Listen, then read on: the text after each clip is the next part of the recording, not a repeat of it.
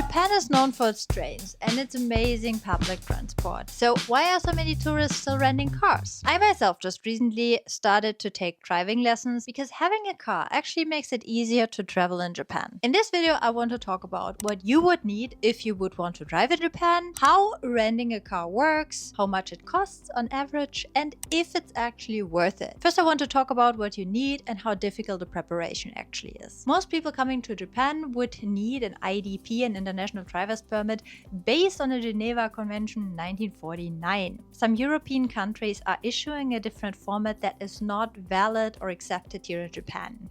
So just make sure you got the right one. This applies, for example, to people from the US, from the UK, New Zealand, Australia, and some European countries. I never needed to do it because I'm from Germany, but I heard that getting this IDB is pretty easy. It takes only a few days, but you need to get that issued in your home country. Obviously, you cannot do that when you're already in Japan. So other people, for example, Germans, would need a Japanese translation of their license in order to be able to drive in Japan. A translation can maybe be issued already in your home country. You would need to check if that's possible for you, or you can get it from the JAF, the Japan Automobile Federation, and you're basically applying for it, and then you can print out the documents when you are in Japan. On average, it takes 1 to 2 weeks to get it, so do that a little bit ahead of your trip. And then obviously when you come to Japan and you want to drive here, you need your passport as an ID and your original driver's license. Do not forget the original driver's license. So all in all, I would consider it pretty easy to prepare those documents, as long as you do all of that well in advance. Now I want to talk about how to rent a car in Japan, how much it costs, and how difficult it actually is. Honestly, I rented a car one time previously, and I cannot remember a single thing. It was so easy that I forgot everything about it. First of all, take a look at what kind of companies there are and which one you want to use. Some popular ones for foreigners are, for example, Toyota Rent-A-Car, Nippon Rent-A-Car, or the Times rental places. At the major train stations and at airports, when you rent your car or pick it up there, they will have English-speaking stuff. I cannot promise that for every car rental place in Japan, because there are literally at every corner car rental places here. To make it easier, faster, and to be on the safe side, you should book it online in advance. You can also go there on the same day and ask them if they have a car, but it's also possible that they are fully booked. Usually when you book it online, the booking process is fairly easy. You usually choose your pickup location, your drop-off location, your insurance type, the car size. You can, for example, pick up your car here in Tokyo and drive to Kyoto and drop it off there. But it's not worth the money. Like if you're picking up your car in one big city, usually the Shinkansen would be cheaper. Tokyo, Kyoto, Osaka are cheaper by train. When you're booking your car online, there are some things that might surprise you or that might be a little bit difficult for you to choose. For example, what kind of insurance should you get? Personally, to be on the safe side, you should get the full coverage. There are usually different packages for insurance, like a basic one, like a medium, and like the full coverage. You maybe should go for the full coverage, because sometimes if you go for the basic one or whatever, not everything is covered. Another important thing when you book your car online is choosing the right car size. Car sizes in Japan might be different than in your country. Key cars are the really small ones. Compact cars is like the medium-sized car. And then there are minivans and like slightly bigger cars. If you're like 2 people and you have a medium amount of luggage, usually a compact car is the way to go. If you're a family of like 4 people, you might want to go with like the biggest option, like a minivan or something like that. Another thing that you might not be familiar with is the ETC system here in Japan. That is the electronic toll system. So you have to pay a toll, a fee for an expressway, and that can get really expensive. So, and when you rent your car, you can decide if you want to have an ETC card or not. An ETC card is a card that makes it way easier for you to use the expressway. You just use that card and then you pay at the end. It's like buying a ticket inside the metro or the trains. Yeah, you either got an IC card that you just tap and then you can use it, or you have to pay a ticket each and every time you use the expressway. First of all, up to this point, I think everything's pretty easy. All you need to do now is to pick up your car and drive. If you don't speak Japanese, choose a place close to a bigger train station or pick it up at the airport if you want to go directly from the airport somewhere. The pickup process is also pretty easy and fast, straightforward. It will take you up to 15 to 30 minutes to do everything. First of all, they will want to see an ID, so you need your passport. They will check your documents, your original driver's license and whatnot, your maybe translation, your IDP, whatever you needed. Then you will need to fill out some paperwork and probably sign one or two documents. Then they're also going to explain stuff to you, for example, about the insurance and what would happen in case of an accident. What I really like, I don't know if that is the same in other countries, but what I really like is they bring you to the car and they're going to explain everything to you.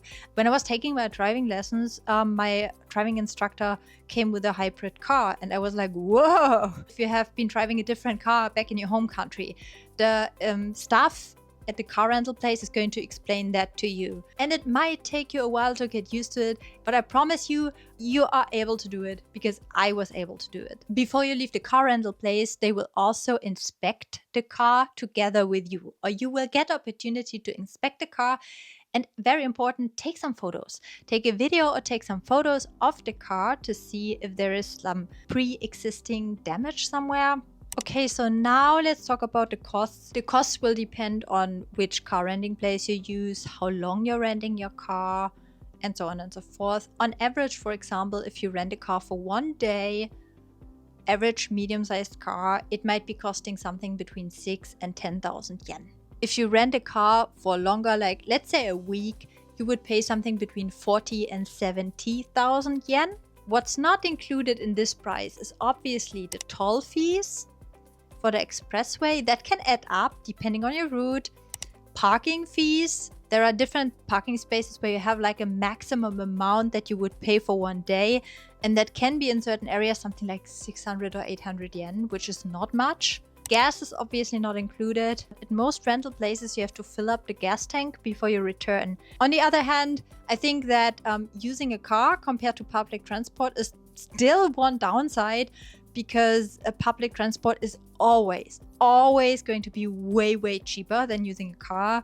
But the upside is that if you're using a car, you are faster, more flexible, and there are certain areas in Tokyo where you will be very happy to have a car. So now finally, let's talk about driving in Japan. So you got your documents, you rented your car, you booked it, you picked it up, and now you can drive. First of all, if you should rent a car or not depends, in my opinion, heavily on your itinerary and to what kind of places you are going.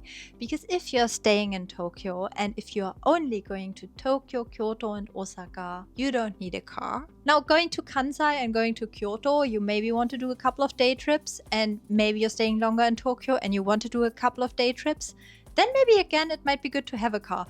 For example, I went to Nikko last year. Nikko is a place, it's just really close to Tokyo. It's like 2 hours from here. But still, you just have to get out a little bit of the bigger cities, and there will only be a few trains and a few buses. Those trains are running maybe once per hour. The buses are even worse. And then the other thing that you want to consider is driving itself. How comfortable are you to drive in a different country that is on top of all of that? Driving on the wrong side of the street, not for Japanese people, but for us. Let me tell you what you will have difficulties with if you want to drive in Japan. I think, for example, that if you are from Germany and from certain European countries, or if you are from the US, driving in Japan is not going to be so hard for you. Number one is, of course, they're driving on the left side of the street and the steering wheel is on the right side. And I heard people say, and this is my experience as well, you get used to it pretty fast. I know friends who are afraid to drive in Japan because of that. Don't be afraid. I have been driving in Tokyo and there was no accident and nobody died. So you can do this. Number two, something that might be very different from your country. I think it is because it's Japan. Everything's smaller here. Everything, not only people are like buildings, rooms, streets, roads, are smaller here. Parking spaces, oh my gosh. Even in Tokyo, if you're not driving in Shinjuku or Shibuya or whatever, roads can be pretty small. And this is one of the first things I noticed when I moved to Japan. I was living with a host family, and my host mother, she would drive with me, and I was shocked, culture shock moment, that she was driving through those really narrow streets up there. And then if you're driving in cities, in the bigger cities like Tokyo, for example, of course, also there are narrow roads, but in Tokyo, you also have like huge roads, but they have like 5 or 4 lanes. And that's also like, whoa, yeah? You really need to think about right and left. Because then if you're turning left or if you're turning right, you really need to be careful not to accidentally turn into the,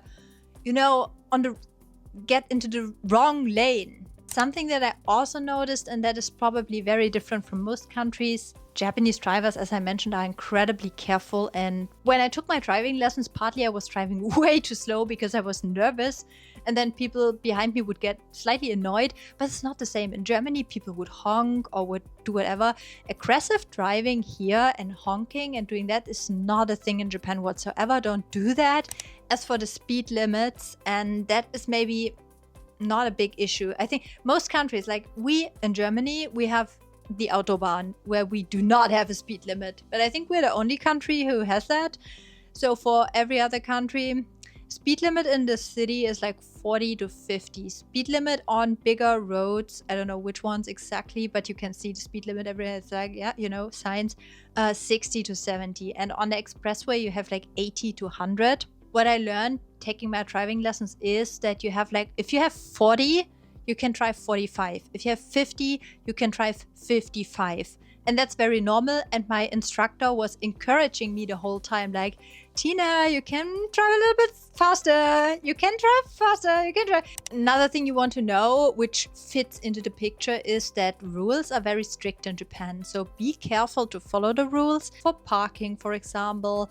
Really use the designated parking areas. Designated parking areas usually come with a big parking sign with a P. Yeah, don't break any rules. I mean, obviously, pedestrians and bicycles have priority. If there are pedestrian crossings and there is no traffic light, they have priority. In many cases, be just careful. They are not looking. Especially in Tokyo, I see that all the time. Pedestrians, they are really on their phone. They are not looking. Bicycles can be a hazard. Motorcycles can be a hazard. Always check very carefully, and not only in your mirror, but check your blind spot on this side when you're turning, when you're changing lanes. There is one rule that they teach you when you do like driving lessons and when you take going to driving school in Japan, that is check and then action. It's probably the same in every other country, but they really enforce that here. You check first, always check first, and check your blind spot and not just your mirror. Last but not least, something that is very different is obviously the language barrier here in Japan. I already mentioned that a lot of those major companies will have websites in English. The staff might be able to talk to you in English. Signs are nowadays also in English, most of them, but not everywhere. So be aware of the fact that there might be signs out there somewhere in Japan that are only in Japanese. But like the major ones, really, I feel like the major signs that you have in traffic, like when you're driving, are very similar to the ones I know from Europe or from Germany and probably from the US, But yeah, I feel like they are very, very similar to the signs we have in Germany. Like I look at them and they just make sense to me. To summarize everything, if you need a car or not will depend on your itinerary and where you want to go on your route. It will depend on how comfortable you would be driving, getting the right documents, doing the booking, getting the car. This is pretty easy. The costs might be an issue depending on if you're on a budget. Then public transport is better. But what really calms me down and gives me some peace of mind is that Japanese drivers are very calm also, and slow and careful, incredibly careful. And that I feel makes driving in Japan very easy. The roads are well maintained. Yeah. So that being said, my opinion is it's not that hard. I hope that this video helped you to prepare your trip to Japan. Again, if you have any questions or you have the feeling that I missed anything, leave that down in the comments. Thank you so much for watching. If you enjoyed this video, don't forget to give it a like and maybe subscribe to this channel. Thank you so much for watching until the end. That's a huge deal. And yeah, I see you then in the next video.